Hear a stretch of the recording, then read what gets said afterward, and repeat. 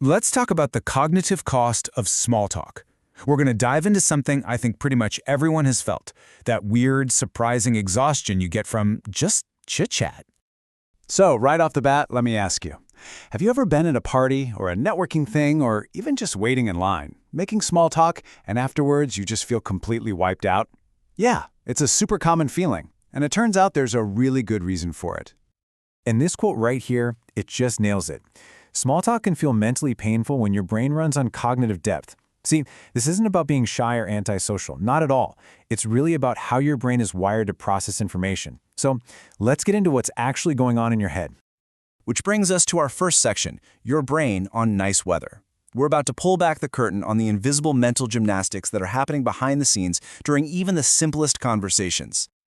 Okay, so here's a huge piece of the puzzle: mental compression. If your mind is the kind that naturally thinks in these complex, layered chains of ideas, forcing it to talk about something simple, well, it's surprisingly difficult. It's kind of like trying to describe a whole epic movie in just 3 words. It takes a ton of effort to squash all that complexity down. And here's where the real conflict is.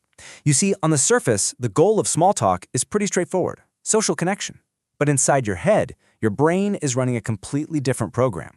It's constantly searching for a point, a deeper link, a fresh idea, something to connect to.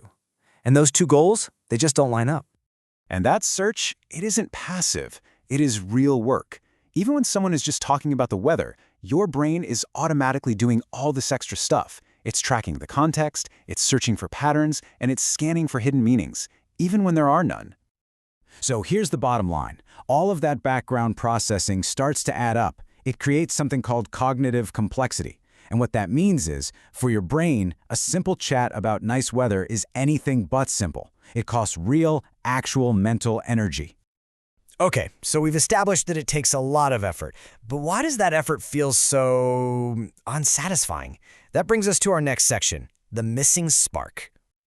You know that feeling? It's like being stuck in a low-return task you can't quit. You're just pouring all this cognitive energy into the conversation, but you're getting zero mental stimulation back. It's like revving a Ferrari engine while the car is in neutral. All that noise and power, but you're not going anywhere. So what is that forward motion that your brain is so desperately craving?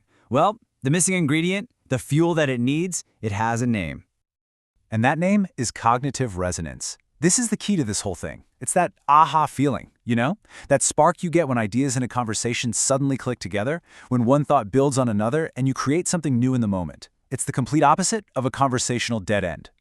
And without that resonance, your brain is stuck in this super frustrating state. It's alert, but underfed.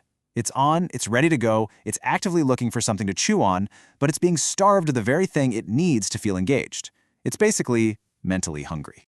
Which brings us to our last and honestly maybe the most important section of all. It's time we reframe this whole experience. You're not antisocial, you're just underfed. For so long, how many of us have told ourselves that story on the left? Oh, I'm just antisocial, or I'm just really awkward. But the reality is so much more powerful. The issue isn't a flaw in you. It's a fundamental need for something more. You're not trying to avoid people. You're actively seeking mental stimulation. And you know this is true, right? Think about it. The second someone brings up a topic you actually care about, a tricky problem, or a story with real stakes, what happens? That feeling of exhaustion just vanishes. Your brain doesn't just wake up, it lights up. You're suddenly engaged, you're energetic, you feel genuinely connected. So the big takeaway here isn't to just avoid conversations altogether, it's to seek out the right kind of conversations. And that leaves us with one final thought. Instead of worrying about how you're going to survive small talk, maybe the better question to ask yourself is this: what's the topic that truly lights your brain up?